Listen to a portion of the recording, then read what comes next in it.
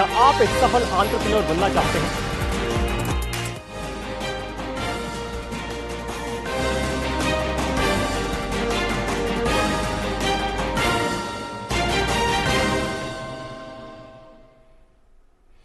Kanjhawala road race मामले में Delhi police की जांच तेज। 5 गिरफ्तार आरोपियों से पूछताछ के आधार पर की जा रही है छापेमारी। दिल्ली पुलिस ने कहा, पोस्टमार्टम के दौरान यौन शोषण के नहीं मिले सबूत, आरोपियों और पीड़िता के बीच कोई कनेक्शन नहीं।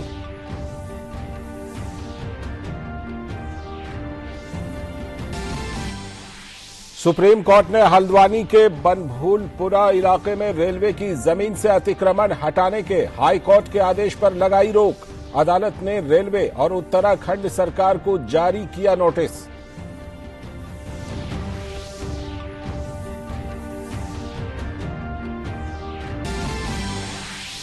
प्रधानमंत्री नरेंद्र मोदी ने वाटर विजन 2047 विषय पर राज्य मंत्रियों के पहले अखिल भारतीय जल सम्मेलन को वीडियो संदेश के माध्यम से किया संबोधित। कहा, जल संरक्षण के लिए राज्यों के प्रयास देश के सामूहिक लक्ष्यों को प्राप्त करने में होंगे बहुत सहायक।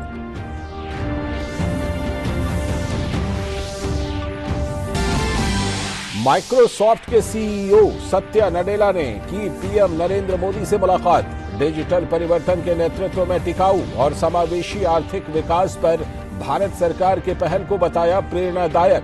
कहा, भारत के डिजिटल इंडिया विजन को करेंगे साकार।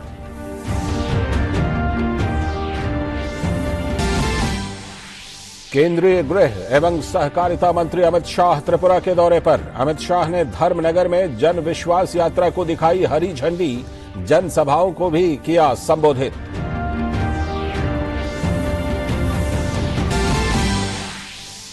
घने कोहरे और शीतलहर की चपेट में समूचा उत्तर भारत। दिल्ली में मौसम का सबसे सर्द दिन रहा। सफदरजंग में पारा 3 डिग्री तक लुढ़का। सड़कों पर थमी वाहनों की रफ्तार।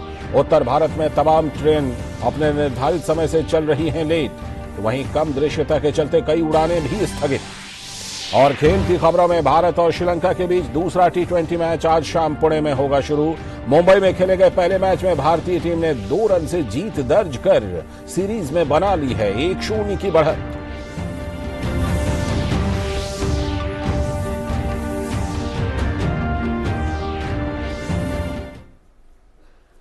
नमस्कार, हिंदी समाचारों की इस बुलेटिन में आप सभी का स्वागत है। आप देख रहे हैं डीडी न्यूज, मैं हूं लाल चंद्र सिंह। देखते हैं अब खबरों को विस्तार से। सबसे पहले इस वक्त की सबसे पहली और सबसे बड़ी खबर, दिल्ली के कंझावला केस मामले में special CP law and order Sagarpreet Hooda ने एक प्रेस कॉन्फ्रेंस की। उन्होंने कहा कि हमारी 18 टीमें इसमें काम कर रही हैं। हमने 5 आरोपियों को गिरफ्तार किया है और उनसे पूछताछ की जा रही है। पूछताछ में हमें पता लगा है कि इसमें 2 और लोग शामिल हैं और हमारी टीम छापेमारी कर रही है। हमारी 18 टीम्स इसमें काम कर रही हैं और मल्टीपल जो टीम्स हैं वो सभी पहलुओं पर काम कर रही हैं। और इसमें हम अभी तक क्राइम सीन को अच्छे से विजिट कर चुके हैं और पोस्टमार्टम एग्जामिनेशन हो चुका है और 5 एक्यूज्ड हमारी कस्टडी में है। उनका कस्टडी के दौरान इंटरोगेशन हो रहा है। उनका जो वर्जन है उसको कोराबरेट और कॉन्ट्राडिक्ट किया जा रहा है। उनके इंफॉर्मेशन के आधार पर नई नई जो क्लूज डेवलप हो रहे हैं उनको वेरीफाई किया जा रहा है। और इसमें हमें अब तक जो सफलता मिली है उसमें ये है कि जो एक्यूज्ड हैं उनका जो वर्जन था उसमें कुछ हम कंट्राडिक्शन ला पाए हैं और सीसीटीवी फुटेज के आधार पर और जो सीडीआर के आधार पर हमें ये पता लगा है कि इसमें 2 लोग और इन्वॉल्व थे और उनके लिए पुलिस अभी रेड कर रही है। इन्वेस्टिगेशन अभी जारी है।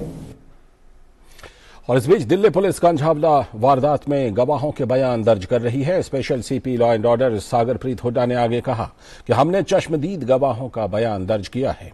पूछताछ में पता चला कि गाड़ी दीपक नहीं बल्कि अमित चला रहा था। सस्टेन्ड इंटरोगेशन के आधार पे ये पता लगा है हमें कि जो दीपक था उसने अपने आप को ड्राइवर बताया था, लेकिन इंटरोगेशन के दौरान हमें पता लगा है कि एक्चुअली जो गाड़ी थी वो अमित ड्राइव कर रहा था। और ये इसके हमारे पास साइंटिफिक एविडेंस हैं। और दो लोग जिन्होंने ये आइडेंटिटी किसी की कंसील करने की कोशिश की थी, ये ड्राइवर नहीं था अमित, उसके जो सहयोगी हैं उनको इस केस में एक्यूज बनाया गया है। अभी हमारी टीम इन्वेस्टिगेशन रेड्स कर रही है। और इसके साथ ही उन्होंने आगे कहा कि विश्लेषण के बाद हमें आरोपी और मृतक के बीच कोई संबंध नहीं मिला है। इन्वेस्टिगेशन हुआ, उसके जो कुछ महत्वपूर्ण बिंदु ये हैं कि जो एक्यूज्ड पार्टी है और जो इसमें डिसीज्ड है, उसका कोई कॉल डिटेल के आधार पर और जो अब तक इन्वेस्टिगेशन हुआ है, कोई पुराना लिंक नहीं है, कोई पुराना कनेक्शन इसमें अब तक हमें नहीं मिला है। इसके साथ साथ जो एक्यूज्ड हैं और इसमें जो हमें आई विटनेस मिली है, उसके भी जो सीडीआर का एनालिसिस है और जो अब तक हमारी एविडेंस है, उसके आधार पर कोई पुराना कनेक्शन नहीं मिला है। हमारे संवाददाता मुकेश शुक्ला जुड़ चुके हैं इस खबर पर और ज्यादा जानकारी देने के लिए। मुकेश, हमने स्पेशल सीपी की बहुत सारी बातें सुनी और आप क्योंकि वहां पर प्रेस कॉन्फ्रेंस में मौजूद थे तो आपने सारी बातें सुनी होंगी। पूरे मामले में हम ये देख रहे हैं कि जो सीसीटीवी फुटेज हैं वो जैसे जैसे आ रहे हैं वैसे मामले की परतें खुल रही हैं, लेकिन अभी तक जो स्पेशल सीपी ने जानकारी दी उससे क्या निकल करके आ रहा है पूरे मामले में मुकेश?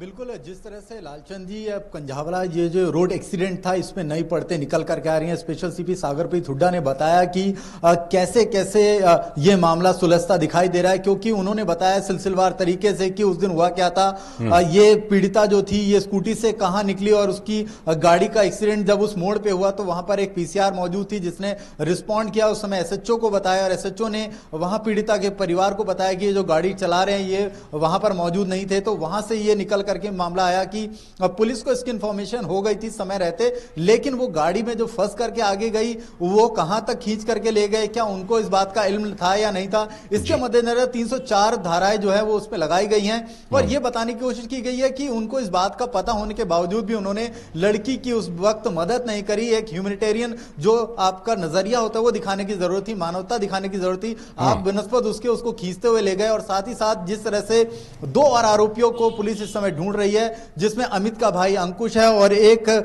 यहां पर है आशुतोष, और अंकुश 2 की तलाश है। आशुतोष जो है वो अमित का भाई है जिसने बताया था अमित को कि वो अपना नाम ना बता करके दीपक का नाम बताया, क्योंकि दीपक के पास ड्राइविंग लाइसेंस था, अमित के पास ड्राइविंग लाइसेंस नहीं था। तो शायद ये एक्सीडेंट का मामला दर्ज होगा और लाइसेंस के ना होने की लापरवाही दर्ज नहीं होगी।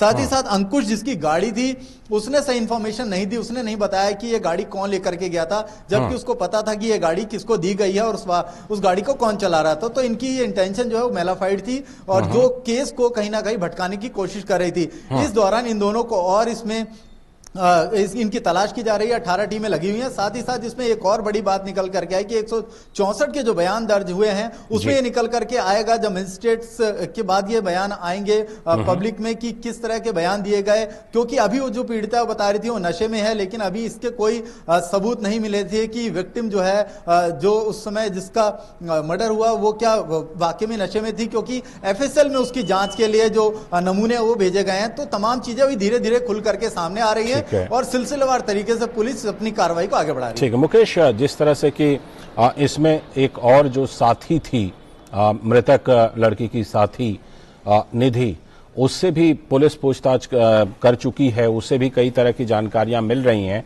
क्या उससे कुछ मदद मिली है इन पूरी गुत्थियों को सुलझाने में कि वाकई उस रात हुआ क्या था?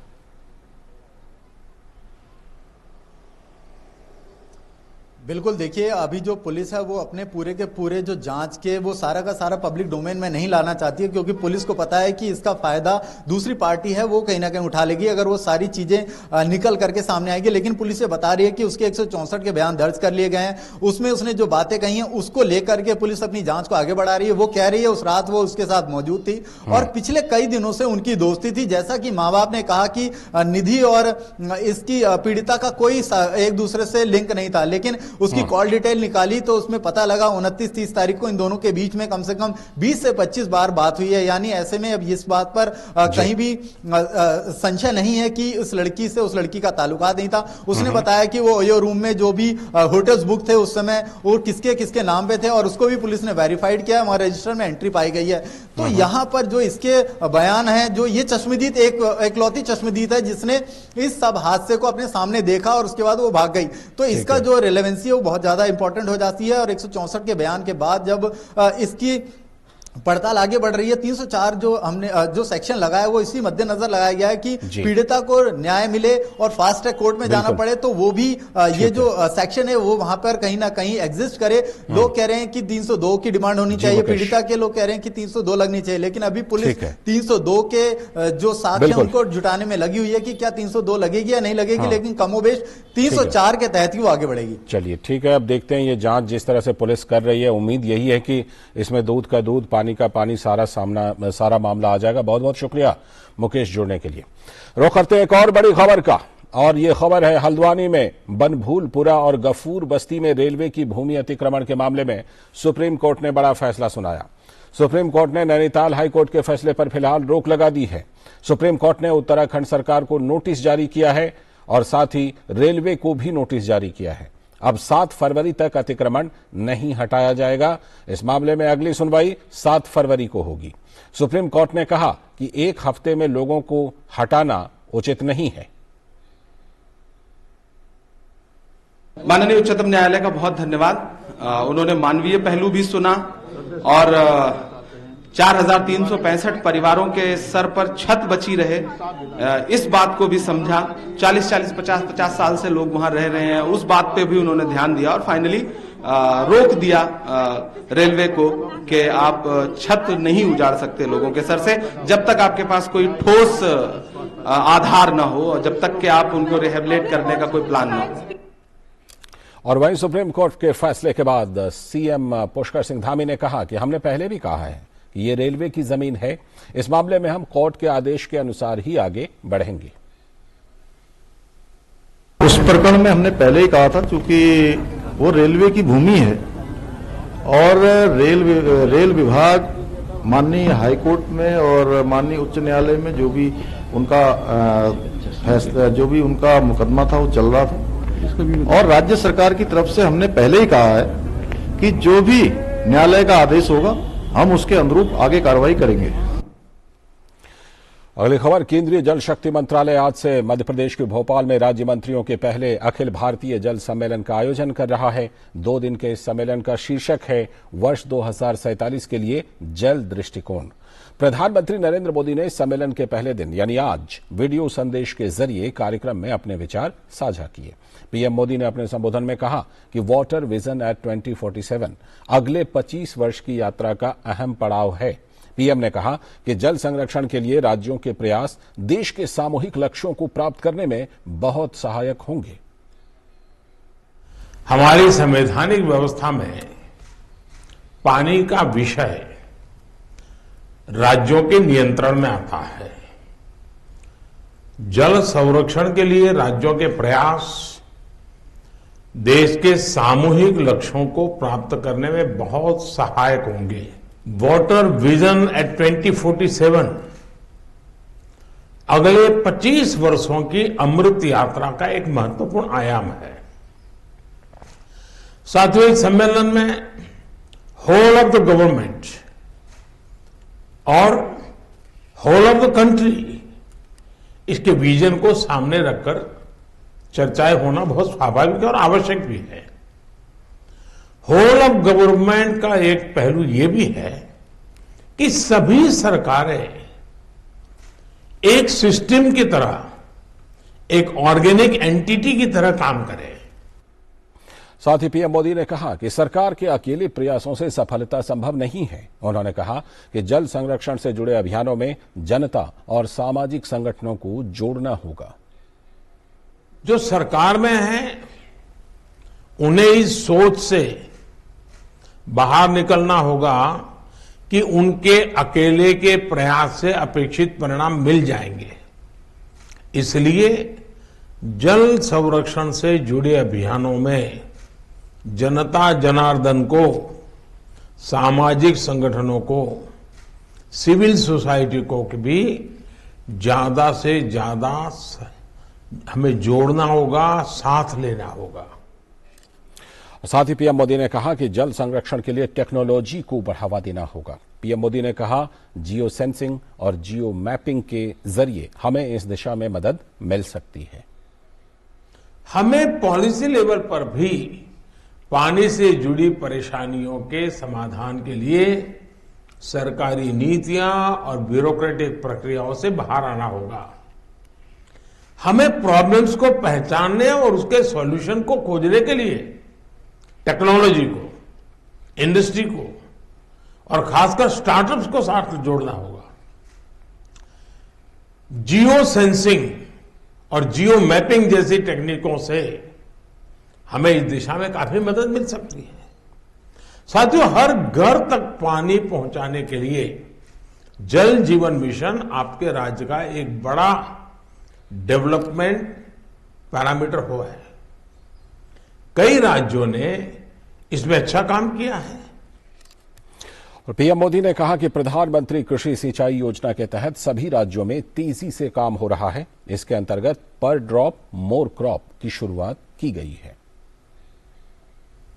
पानी की उपलब्धता के आधार पर ही क्रॉप डाइवर्सिफिकेशन हो, प्राकृतिक खेती हो, नेचुरल फार्मिंग खेती को बढ़ावा दिया जाए। कई जगह ऐसा देखने में आया है कि जहां प्राकृतिक खेती होती है, नेचुरल फार्मिंग की जा रही है, वहां जल संरक्षण के भी सकारात्मक प्रभाव दिखाई दिया है। साथियों, प्रधानमंत्री कृषि सिंचाई योजना के तहत सभी राज्यों में तेजी से काम हो रहा है।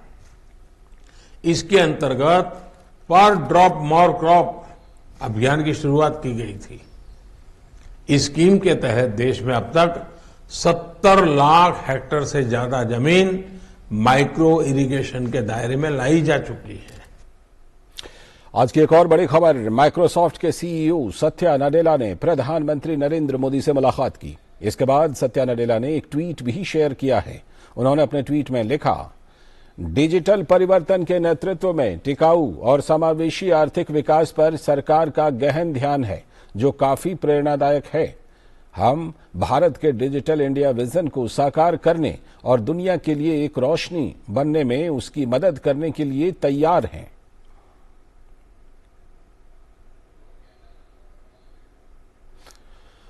और साथ ही नडेला ने कहा कि भारत डिजिटल सेक्टर में जबरदस्त काम कर रहा है। दुनिया के किसी और देश में डिजिटल को लेकर इतना उत्साह देखने को नहीं मिल रहा है।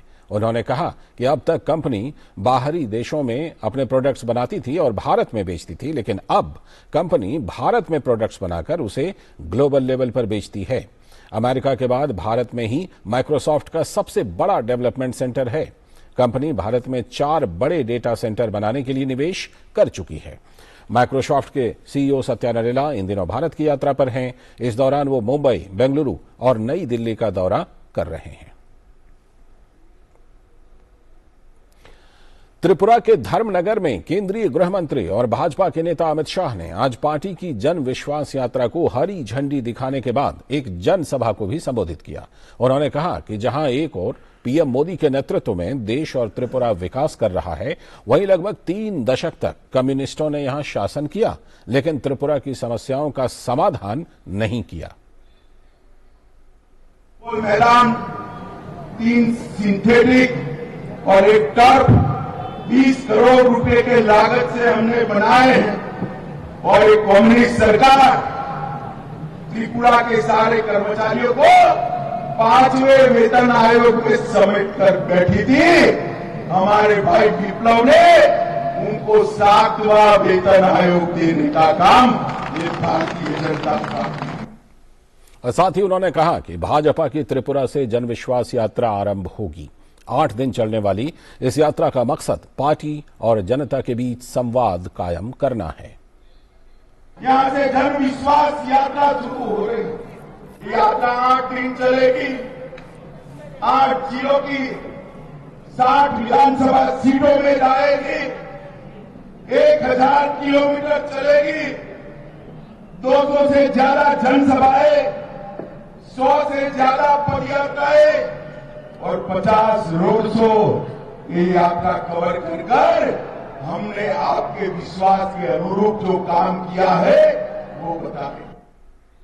और इससे पहले त्रिपुरा दौरे पर अगरतला पहुंचे केंद्रीय गृह मंत्री अमित शाह का मुख्यमंत्री माणिक साहा सहित अन्य नेताओं ने स्वागत किया। अमित शाह का आज का दूसरा कार्यक्रम सबरूम में है, जहां वे जन विश्वास यात्रा को रवाना कर रहे हैं। सबरूम में अमित शाह एक जनसभा को संबोधित करेंगे।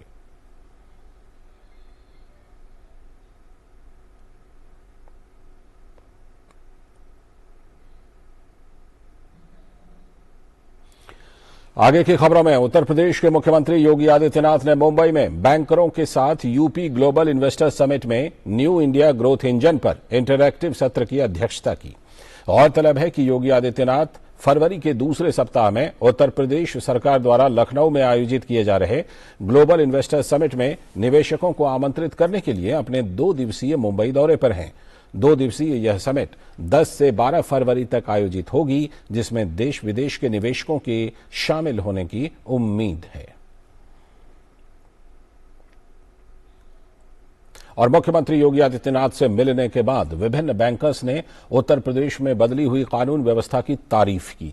बैठक के बाद मीडिया से बात करते हुए बैंकरों ने उत्तर प्रदेश में निवेश को लेकर भरोसा जताया।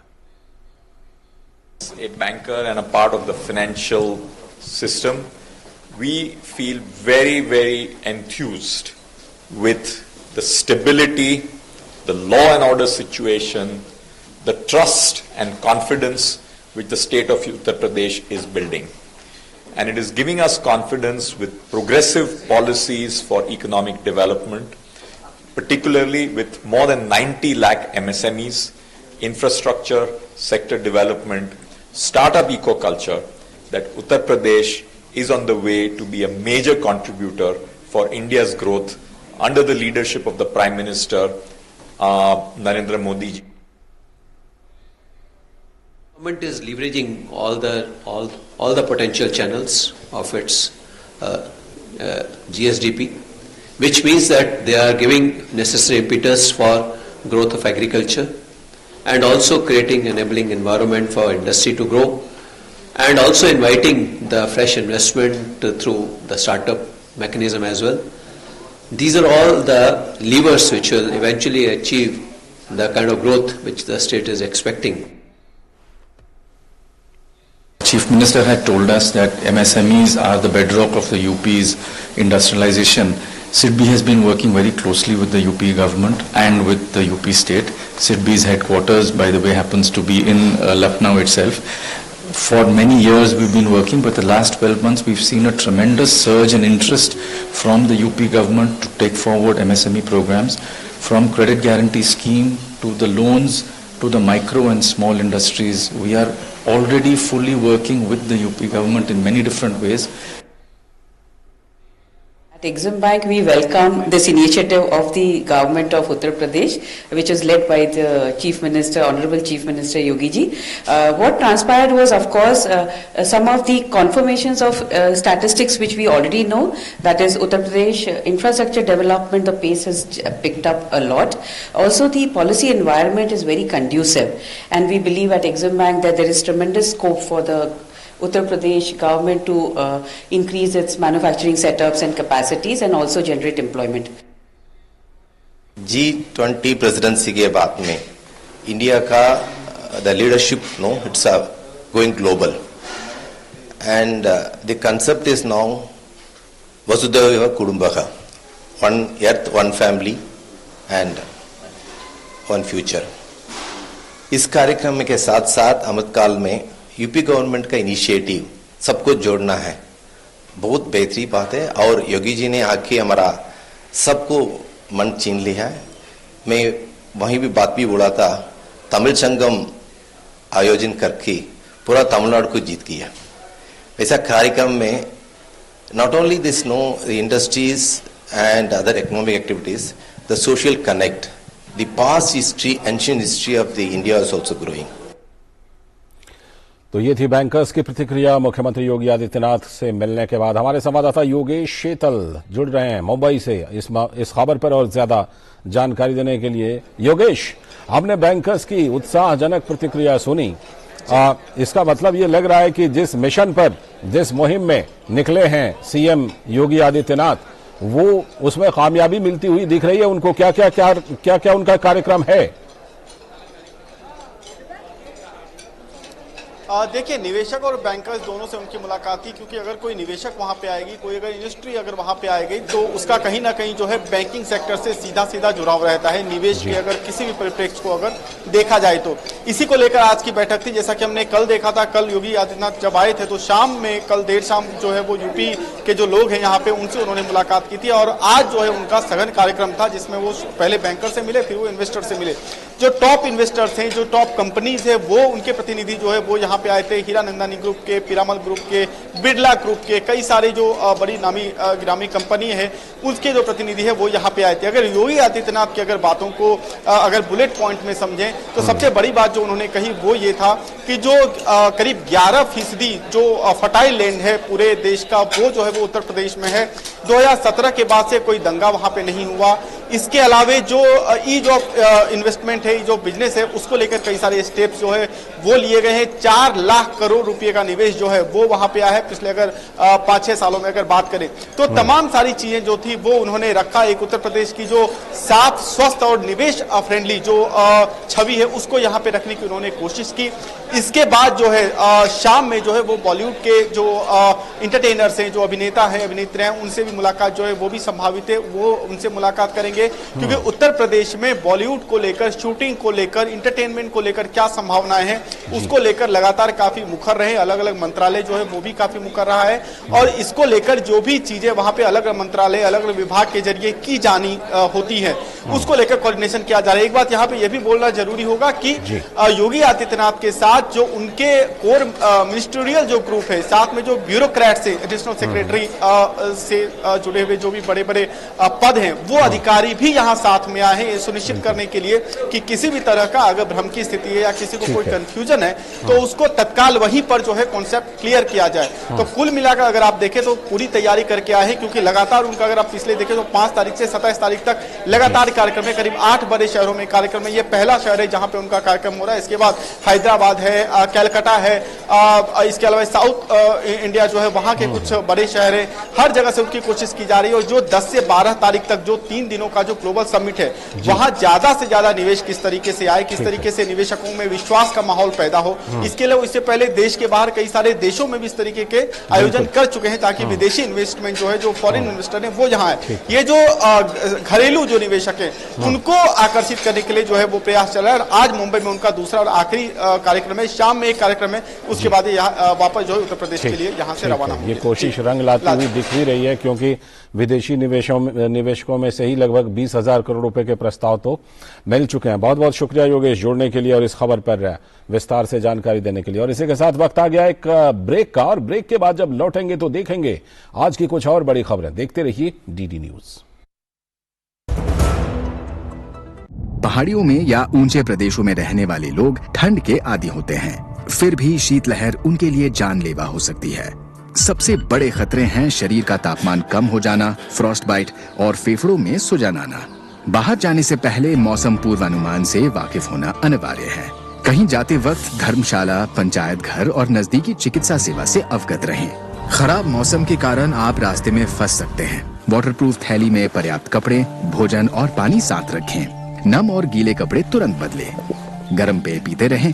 शराब पीना टालें। फर्स्ट एड सीखें और आपातकालीन चिकित्सा किट साथ रखें। अत्यधिक ठंड से बुजुर्ग, बच्चे और बीमार ज्यादा प्रभावित होते हैं। घर को गर्म रखें। पहाड़ी इलाकों में ऑक्सीजन की कमी और सांस लेने में दिक्कत हो सकती है। आपातकालीन स्थिति में एम्बुलेंस बुलाएं या स्थानीय हेल्पलाइन से संपर्क करें। सतर्क रहें, सुरक्षित रहें। NDMA एवं IIPHG द्वारा जनहित में जारी।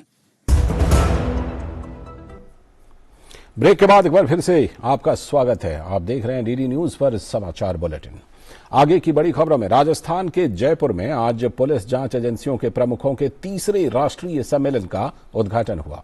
केंद्रीय गृह राज्य मंत्री नित्यानंद राय ने इस सम्मेलन का उद्घाटन किया। सम्मेलन का उद्देश्य जांच के प्रमुख मुद्दों पर जोर देना है और इसमें नवीनतम कानूनों, निर्णयों एवं जांच, आपराधिक कानून में विभिन्न संशोधन, फोरेंसिक विज्ञान में नवीनतम तकनीक को अपनाना शामिल है।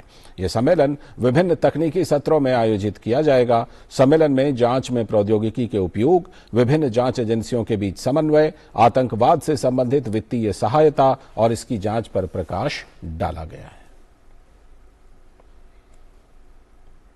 और केंद्रीय गृह राज्य मंत्री नित्यानंद राय ने इस सम्मेलन को संबोधित करते हुए कहा कि पुलिस राष्ट्र की शांति और सद्भावना की प्रहरी है, जिसकी किसी भी राष्ट्र और उसके नागरिकों को सबसे अधिक आवश्यकता होती है। उन्होंने कहा कि पुलिस बल को आधुनिक तकनीक एवं संसाधनों से लैस करना हमारा दायित्व है। पुलिस राष्ट्र की शांति और सद्भाव की प्रहरी है, जिसकी किसी भी राष्ट्र और उसके नागरिक को सबसे अधिक आवश्यकता होती है। भारतीय पुलिस बलों को आवश्यक बौद्धिक, भौतिक और संगठनात्मक संसाधनों से लैस करके पुलिस के साथ साथ आंतरिक सुरक्षा की चुनौतियों का सफलतापूर्वक सामना करने के लिए स्मार्ट बलों के रूप में बदलना हम सबका दायित्व है। अगली खबर, गृह मंत्रालय ने जम्मू कश्मीर पर अपनी रिपोर्ट जारी की है। मंत्रालय का कहना है कि कभी आतंकियों का स्थल माना जाने वाला जम्मू कश्मीर अब पर्यटकों का स्थल बन गया है। 2022 में 22 लाख सैलानियों ने केंद्र शासित प्रदेश का दौरा किया, जो पिछले सर्वाधिक आंकड़े से लगभग 4 गुना अधिक है। घाटी में आतंक की घटनाओं में भी कमी आई है। मंत्रालय ने अपनी रिपोर्ट में जानकारी दी है। गृह मंत्रालय की वर्षांत समीक्षा 2022 के अनुसार जम्मू कश्मीर में 2018 में आतंकी घटनाओं की संख्या 417 थी, जो 2021 में घटकर 229 रह गई। 2018 में बलिदान होने वाले सुरक्षा कर्मियों की संख्या 91 थी, लेकिन 2021 में यह घटकर 42 रह गई। जम्मू कश्मीर में अब पथराव की कोई घटना नहीं होती है, क्योंकि प्रधानमंत्री नरेंद्र मोदी के नेतृत्व में सरकार केंद्र शासित प्रदेश में दृढ़ता के साथ विकास के पथ पर आगे बढ़ रही है। मंत्रालय ने कहा कि जम्मू कश्मीर में 42,000 से भी अधिक लोग आतंकवाद के शिकार हुए, लेकिन अब मोदी जी के नेतृत्व में आतंकवाद पर सुरक्षा बलों ने पूरी लगाम कस दी है। वहां पर आतंकी घटनाओं में लगभग 54%, सुरक्षा कर्मियों के बलिदान में 84% और आतंकवादियों की भर्ती में लगभग 22% की कमी आई है।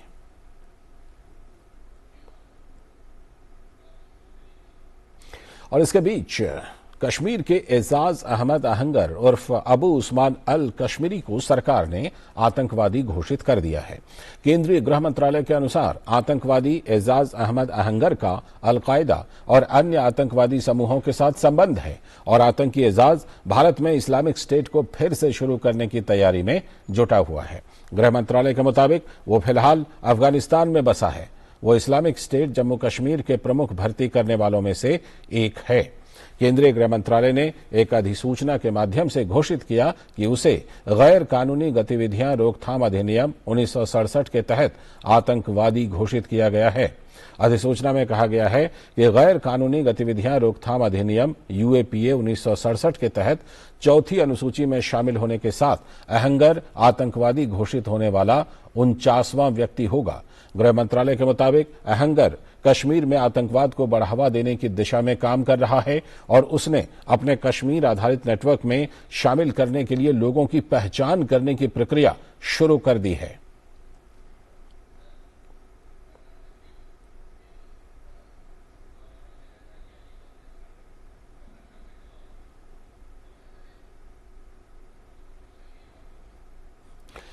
और भारतीय जनता पार्टी के राष्ट्रीय अध्यक्ष जेपी नड्डा कर्नाटक के दौरे पर हैं। इस वक्त तुमकुरु में हैं। चलते हैं सीधे और वो संबोधित कर रहे हैं, देखते हैं उनका संबोधन। कांग्रेस regime, जहां 12 करोड़ बहनें अपने दैनिक नित्य क्रम के लिए सूर्योदय से पहले गांव से बाहर खेतों में जाती थी और सूर्यास्त के बाद अपने दैनिक नित्य क्रम के लिए जाती थी। क्या संख्या थी? 130 करोड़ के देश में 12 करोड़ यानी 12 करोड़ बहनों को मोदी जी ने इज्जत घर दे करके उनकी इज्जत बढ़ाई है और उनको इज्जत की रक्षा की है, यह भी हमको समझना चाहिए। यह छोटी घटना नहीं है, यह महिला सशक्तिकरण है जिसको लेकर के काम चल रहा है। मैं आपको एक घटना सुनाऊं। मैं एमएलए था कब? 1993 में, 1993। तो उस समय मेरा बीडीओ, यहां पता नहीं बीडीओ को क्या बोलते हैं, जो ब्लॉक का डेवलपमेंट ऑफिसर होता है, बीडीओ बोलते हैं, ब्लॉक डेवलपमेंट ऑफिसर। तो मेरा बीडीओ आता था और मेरे को बोलता था, नड्डा साहब एक खुशखबरी आपको सुनानी है। तो मैं बोलता था बताओ। तो बोलता था कि 2 पंचायतों में इस साल आपको इंदिरा आवास योजना में एक घर मिला है, बताओ किसको दूं। अब मैं बोलता था यार 1 अनार 100 बीमार, ये इंदिरा आवास तू ही ले जा, तू ही कर, मेरे को मत दे, इसके लिए कोई जरूरत नहीं। आज मोदी जी ने 3 करोड़ 60 लाख प्रधानमंत्री आवास योजना में घर बनाए, हर घर को पक्की छत। ये हमारा वायदा है जिसको हम आगे बढ़ा रहे हैं। क्या ये छोटी घटना है? उसी तरीके से आयुष्मान भारत, 11 करोड़ 10 करोड़ 74 लाख परिवार, 50 crore people, that means 40% of Indian population, 40% की आबादी। और ये आबादी कौन है? ये कोई जाति से जुड़े हुए लोग नहीं है, ये प्रोफेशन से जुड़े हुए लोग हैं। रिक्शा वाला, ठेला वाला, रेहड़ी वाला, फेरी वाला, सब्जी बेचने वाला, ट्रक का ड्राइवर, ट्रक का कंडक्टर, लिफ्ट मैन, बाल काटने वाला, ऐसे रेत पिकर जो कूड़ेदान से प्लास्टिक इकट्ठा करता है, ऐसे गरीब लोगों को, 50 करोड़ लोगों को मोदी जी ने गंभीर बीमारी से लड़ने के लिए हर साल 5 लाख रुपए का हेल्थ कवर पहुंचाया है। 5 लाख रुपए का हेल्थ कवर। बेचारा गरीब आदमी अपना बाईपास सर्जरी कैसे करा? बेचारा गरीब आदमी अपना स्टंट कैसे लगा? आज समाज के सभी वर्गों के लिए ये आयुष्मान भारत के तहत ये काम चल रहा है। इसी तरीके से जैसे मैंने कहा कि फसल बीमा योजना, प्रधानमंत्री किसान मानदेय योजना, ये सारी चीजों को आगे बढ़ाने का काम किया है। और अगर मैं यहां बताऊं टुमकुर में, तो ये जो आपका हनुमान नारासापुरा, जो ये हमारा इंडस्ट्रियल बेल्ट है, ये इंडस्ट्रियल बेल्ट हनुमान, मेरा स्पेलिंग अगर गलत हो तो उसको आप करेक्ट कर लीजिएगा, नारसापुरा,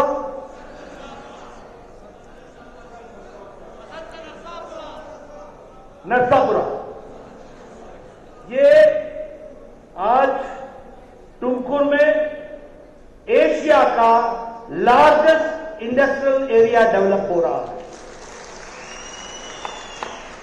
this is emerging as one of the largest industrial area in Asia। उसी तरीके से टुमकुर स्मार्ट सिटी के तहत हजारों करोड़ की प्रोजेक्ट्स आपको मिल रहे हैं स्मार्ट सिटी के तहत। उसी तरीके से अपर भद्रा प्रोजेक्ट जो है, जिसमें ऑलरेडी 180 किलोमीटर बन चुका है और 240 किलोमीटर का आगे बनना है, उसका भी काम तीव्र गति से चल रहा है। उसी तरीके से स्टेट हाईवे डेवलपमेंट के लिए इस जिले के लिए 25 करोड़ रुपए उसके अंडर भी दिए गए हैं, जो विकास की दृष्टि से कर रहे हैं। अगर मैं एम्प्लॉयमेंट की बात करूं तो 11,000 साढ़े 11,000 सिविल सर्वेंट्स को अपॉइंट किया गया है और 15,000 टीचर्स को भी अपॉइंट किया गया है। और चीफ मिनिस्टर ये रायता विधि निधि के तहत ये जो हमारे किसान भाई थे, इनके साथ साथ बुनकर को भी और फिशरमैन को जोड़ करके उनकी शिक्षा की व्यवस्था की गई है। उसी तरीके से सड़कों का जाल दिखाया जा रहा है और हमारे रिजर्वेशन की दृष्टि से हमारे एससी भाइयों का रिजर्वेशन 15% से बढ़ा करके 17% कर दिया है और हमारे एसटी भाइयों का रिजर्वेशन 3% से बढ़ा करके 7% तक कर दिया है। उसी तरीके से लिंगायत को रिजर्वेशन को 2D कैटेगरी में और वोकालिंगा को 2C रिजर्वेशन कैटेगरी में वो भी डाल करके उसको आगे बढ़ाने का काम किया है। मित्रों, मैं आपसे ये निवेदन करने आया हूं कि आप ये सारी राजनीतिक बातें शक्ति केंद्र से बूथ तक और बूथ से नीचे जनता तक ये पहुंचाने का काम आपको मैं दे रहा हूं। बताइए आप करेंगे? सीधा प्रसारण आप देख रहे थे कर्नाटक के तुमकुरू से, जहां पर भारतीय जनता पार्टी के राष्ट्रीय अध्यक्ष जेपी नड्डा आज कर्नाटक के दौरे पर हैं। जेपी नड्डा का तुमकुरू में पार्टी कार्यकर्ताओं ने जोरदार स्वागत किया। जेपी नड्डा तुमकुरू, चित्रदुर्ग जिलों का दौरा करने वाले हैं।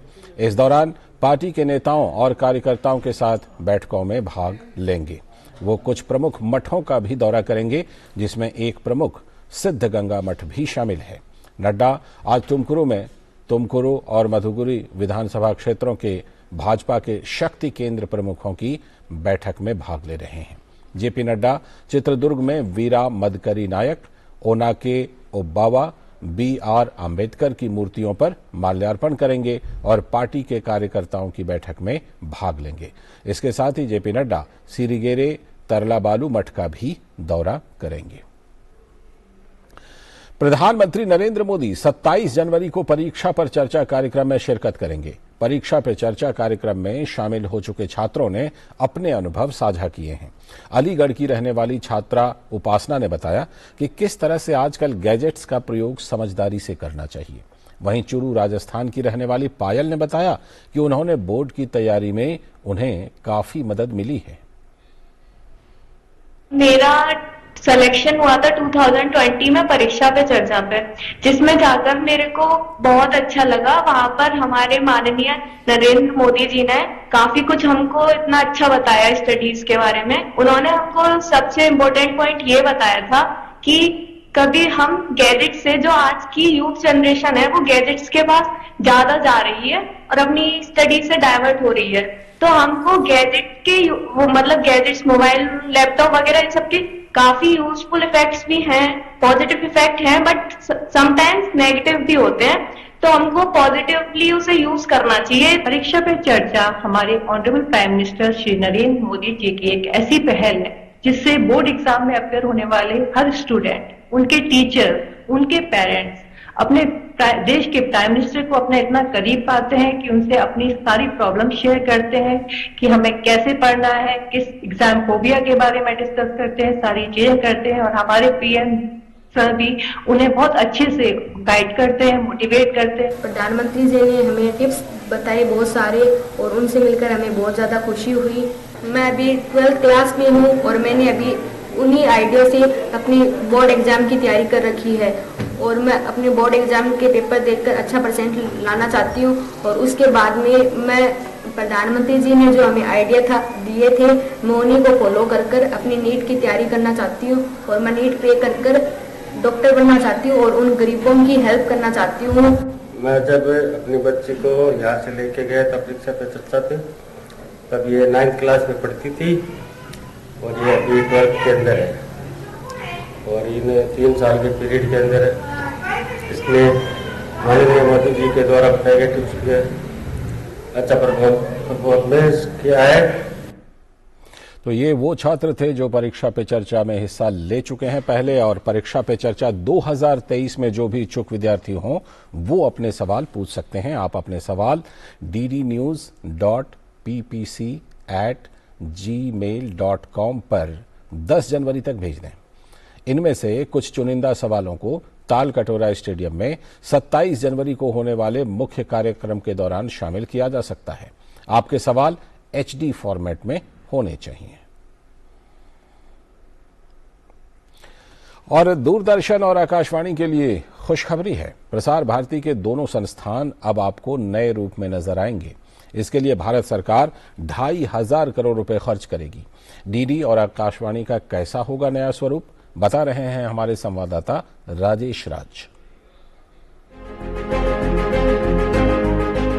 कश्मीर से कन्याकुमारी तक और सोमनाथ से नॉर्थ ईस्ट के दुर्गम इलाकों तक जहां खबरिया चैनलों की पहुंच नहीं हो पाती है, वहां भी दूरदर्शन और आकाशवाणी लोक प्रसारक की भूमिका में दमदार उपस्थिति दर्ज कराते हैं। अब दूरदर्शन और आकाशवाणी की भूमिका और भी सशक्त और जोरदार होने वाली है, क्योंकि भारत सरकार के हालिया फैसले ने आकाशवाणी और दूरदर्शन को बदलते दौर में अत्याधुनिक बनाने के लिए 2,500 करोड़ से भी ज्यादा खर्च करने का फैसला लिया है। आर्थिक मामलों की मंत्रिमंडलीय समिति ने 2025-26 तक केंद्रीय क्षेत्र की प्रसारण अवसंरचना और नेटवर्क विकास योजना को स्वीकृति दी है।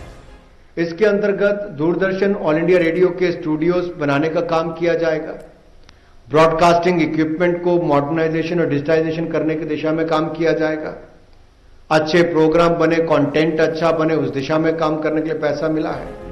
यानी आकाशवाणी और दूरदर्शन अब नए फ्लेवर और क्लेवर में नजर आएंगे। देश की 80% से अधिक आबादी तक पहुंचने के लिए आकाशवाणी के एफएम कवरेज को बढ़ाया जाएगा। तथ्यपरक सूचनाएं देने और अपने कार्यक्रम निर्माण में उच्च गुणवत्ता से समझौता नहीं करने वाले दूरदर्शन के स्टूडियो अत्याधुनिक होंगे। क्वालिटी HD होगी और कार्यक्रम निर्माण को पहले से ज्यादा धारदार बनाने के लिए प्रसार भारती कमर कसकर तैयार होगा। नए FM ट्रांसमीटर्स लगाए जाएंगे जो 66% आज के समय FM के माध्यम से कवरेज है वो बढ़कर 80% से ज्यादा हो जाएगी देश भर में। ये भी इसमें से काम मिलेगा। LW एरियाज हैं, एस्पिरेशनल डिस्ट्रिक्ट हैं, बॉर्डर एरियाज हैं। सबसे बड़ा काम इन क्षेत्रों में FM के ट्रांसमिशन को अपग्रेडेशन या नए लगाने का काम किया जाएगा। दूरस्थ जनजातीय वामपंथी उग्रवाद प्रभावित सीमावर्ती क्षेत्रों और आकांक्षी जिलों में रहने वाले लोगों को 8 lakh DD free dish DTH set top box वितरित किए जाएंगे।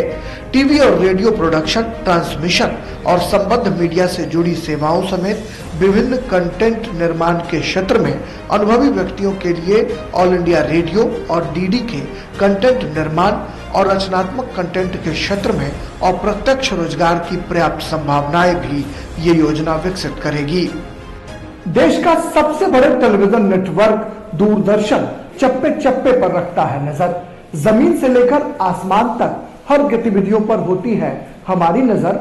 चाहे 15 अगस्त हो या फिर 26 जनवरी, हम आपको पूरी तन्मयता के साथ सच दिखाते हैं और ये सच आपको नए क्लेवर और फ्लेवर में अब नजर आएगा। कैमरामैन मोहित के साथ दूरदर्शन भवन नई दिल्ली से मैं राजेश राज, DD न्यूज के लिए। जी, तो दूरदर्शन और आकाशवाणी नए कलेवर में नजर आने वाला है।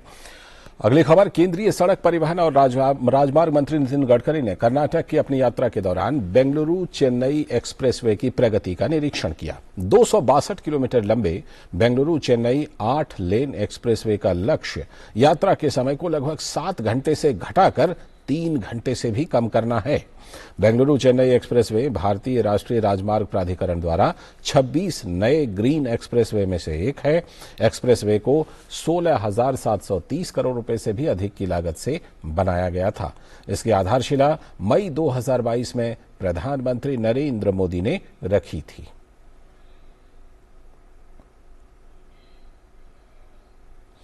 संचार, इलेक्ट्रॉनिक्स और सूचना प्रौद्योगिकी और रेलवे मंत्री अश्विनी वैष्णव ने गुरुवार को ओडिशा में 5G इंटरनेट सेवाओं की शुरुआत की। इस दौरान केंद्रीय शिक्षा मंत्री धर्मेंद्र प्रधान भी मौजूद रहे। वैष्णव ने धर्मेंद्र प्रधान के साथ भुवनेश्वर में शिक्षा ओ अनुसंधान SOA डीम्ड यूनिवर्सिटी के कैंपस 2 ऑडिटोरियम में एक कार्यक्रम के दौरान सेवाओं का उद्घाटन किया। 5G इंटरनेट सेवाएं शुरू में भुवनेश्वर, कटक और राज्य के अन्य बड़े शहरों में उपलब्ध होंगी। इसी के साथ देश के 50 शहरों में जहां 5G सेवाएं शुरू हो चुकी हैं, वहीं ओडिशा में गुरुवार को 5G दूरसंचार सेवाएं शुरू की गईं। ओडिशा में 5G सेवाएं शुरू करने के लिए रिलायंस जियो और एयरटेल ने विभिन्न शहरों में 510 BTS स्थापित किए हैं। भुवनेश्वर, कटक और कुछ अन्य शहरों सहित राज्य के कुछ क्षेत्रों में 5G सेवाएं उपलब्ध होंगी, जिसे फिलहाल केवल 5G मोबाइल यूजर्स ही इस्तेमाल कर सकते हैं। विश्व स्वास्थ्य संगठन के प्रमुख टेड्रोस एडमॉन गैब्रियसस ने चीन से अस्पताल में भर्ती मरीजों और मौतों से जुड़े विश्वसनीय डेटा साझा करने को कहा है। उन्होंने चीन के हालात को लेकर चिंता भी व्यक्त की है। इसके अलावा उन्होंने चीन से अधिक व्यापक रियल टाइम वायरल सीक्वेंसिंग की जानकारी देने के लिए भी कहा है। विश्व स्वास्थ्य संगठन ने यह भी कहा कि चीन की ओर से जारी किए गए डेटा से पता चलता है कि ओमिक्रॉन के उपस्वरूप BA.5.2 और BF.7 से ही लोग संक्रमित हो रहे हैं और ये 97.5% मामलों के लिए जिम्मेदार हैं। WHO ने कहा कि वो विश्व स्तर पर कोविड स्थिति की बारीकी से निगरानी कर रहा है। अमेरिकी राष्ट्रपति जो बाइडेन ने चीन में कोरोना के हालात को लेकर बुधवार को कहा कि वो इस बात से चिंतित हैं कि चीन कोविड महामारी से कैसे मुकाबला कर रहा है। इस दौरान बाइडेन ने अपनी अमेरिका मैक्सिको सीमा यात्रा की योजना के बारे में भी बताया। बाइडेन 9 जनवरी को 2 दिवसीय यात्रा के लिए मैक्सिको सिटी की यात्रा करने वाले हैं, जहां वो मैक्सिको के राष्ट्रपति एंड्रेस मैनुएल लोपेज ओब्रेडोर और कनाडा के प्रधानमंत्री जस्टिन ट्रूडो से मुलाकात करेंगे। उन्होंने कहा है कि वे अपनी मैक्सिको की यात्रा से पहले अमेरिका मैक्सिको सीमा का दौरा करना चाहते हैं। बाइडेन ने यह भी बताया कि उन्होंने रिपब्लिकन सेनेटर मिच मैककॉनेल के साथ यूक्रेन के संबंध में बात की। उन्होंने कहा कि यूक्रेन की मदद के लिए ब्रैडली फाइटिंग वाहन भेजने पर विचार किया जा रहा है। इस बीच रूस और यूक्रेन के बीच चल रहे युद्ध को 11 महीने पूरे होने जा रहे हैं, लेकिन अब भी दोनों देशों के बीच जंग जारी है। रूस लगातार यूक्रेन पर हमले को तेज कर रहा है। रूस अब यूक्रेन पर मिसाइल और अन्य आधुनिक हथियारों से हमले कर रहा है। इसी क्रम में रूस ने अटलांटिक सागर में नई जनरेशन की हाइपरसोनिक क्रूज मिसाइलों से लैस युद्धपोत को तैनात कर दिया है। इन हथियारों की तैनाती से पहले रूसी राष्ट्रपति व्लादिमीर पुतिन ने रूसी रक्षा मंत्री सरगेई शोइगु और इगोर क्रोखमेल से वीडियो कॉन्फ्रेंस के जरिए बात की और कहा कि इन हथियारों का दुनिया के किसी भी देश में कोई एनालॉग नहीं है। फ्रांस ने रूस के साथ संघर्ष में यूक्रेन को हल्के हथियारबंद युद्धक वाहन AMX-10 RC उपलब्ध कराने की घोषणा की है। कल फ्रांस के राष्ट्रपति इमैनुएल मैक्रों और यूक्रेन के राष्ट्रपति वोलोदिमीर ज़ेलेंस्की की मुलाकात के बाद ये घोषणा हुई। फ्रांस के एक अधिकारी ने बताया कि यूक्रेन की सेना की सहायता के लिए पहली बार हथियारबंद वाहनों की आपूर्ति की जा रही है। AMX-10 वाहन युद्ध क्षेत्र में तेज गति से चलता है और इसमें 4 कर्मी तैनात किए जा सकते हैं। मीडिया की खबरों के अनुसार फ्रांस ने पहले भी आधुनिक तोप और हथियारबंद सैन्यकर्मी वाहन, विमान रोधी मिसाइल और वायु रक्षा प्रणाली यूक्रेन को आपूर्ति की है।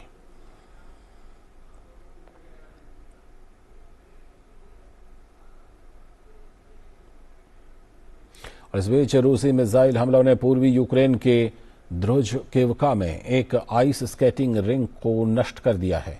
हमले के बाद स्केटिंग रिंक की छत उजड़ गई है, पाइप फट गए हैं और बैठने की जगहों को भी काफी नुकसान हुआ है। लगातार रूसी हमलों से नष्ट हो चुके द्रुजकिवका शहर में स्केटिंग रिंक आखिरी आकर्षण का केंद्र बचा था, जिसके तबाह हो जाने के बाद स्थानीय लोगों में निराशा है। अंतर्राष्ट्रीय जगत की कुछ और खबरों में ईरान ने बुधवार को फ्रांस के राजदूत निकोलस रोश को तलब किया। फ्रांस की व्यंग्य पत्रिका चार्ली हेब्दो में ईरान में चल रहे हिजाब विवाद को लेकर ईरान के सर्वोच्च नेता अयतुल्ला अली खमैनी के आपत्तिजनक कार्टून को प्रकाशित किया गया था, जिसकी वजह से फ्रांसीसी राजदूत को तलब किया गया है। वहीं ईरान के विदेश मंत्री हुसैन अमीर अब्दुल्लाहियान ने ट्वीट कर कहा कि कार्टून प्रकाशित करने में एक फ्रांसीसी प्रकाशन ने धार्मिक और राजनीतिक सत्ता के खिलाफ अपमानजनक और अशोभनीय कृत्य किया है, जिसे बर्दाश्त नहीं किया जा सकता है। संयुक्त राष्ट्र सुरक्षा परिषद आज यरूशलेम के अल अक्सा मस्जिद परिसर में एक इस्राएली मंत्री की यात्रा पर चर्चा करने के लिए बैठक करेगा। मंगलवार को इसराइल के नए राष्ट्रीय सुरक्षा मंत्री इतामार बेन गविर ने अल अक्सा मस्जिद परिसर के पवित्र स्थल का दौरा किया।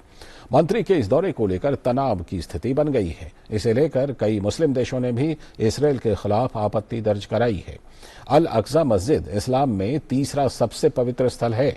वहीं यहूदी इसे टेम्पल माउंट कहते हैं और वे भी इसे सबसे पवित्र स्थान मानते हैं। इसे लेकर यहूदियों और मुस्लिमों के बीच लंबे वक्त से विवाद रहा है। ब्रिटेन के प्रधानमंत्री ऋषि सुनक ने देश की अत्यंत गंभीर समस्याओं के समाधान का वादा किया है।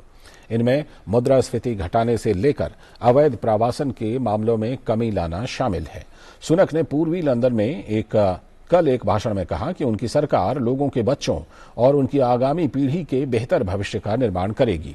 उन्होंने देश की बेहतरी के 5 वादे किए, जिनमें मुद्रास्फीति घटाकर आधे पर लाना, आर्थिक विकास, ऋण का बोझ कम करना, राष्ट्रीय स्वास्थ्य सेवा प्रतीक्षा सूची में कटौती और फ्रांस से समुद्री मार्ग से अवैध प्रवासियों को लाने वाली छोटी नौकाओं पर रोक लगाना शामिल है।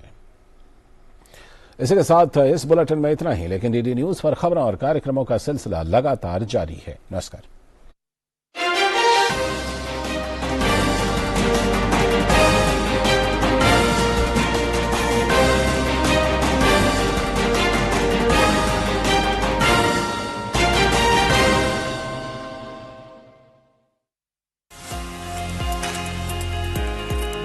क्या आप एक सफल एंटरप्रेन्योर बनना चाहते हैं? क्या आप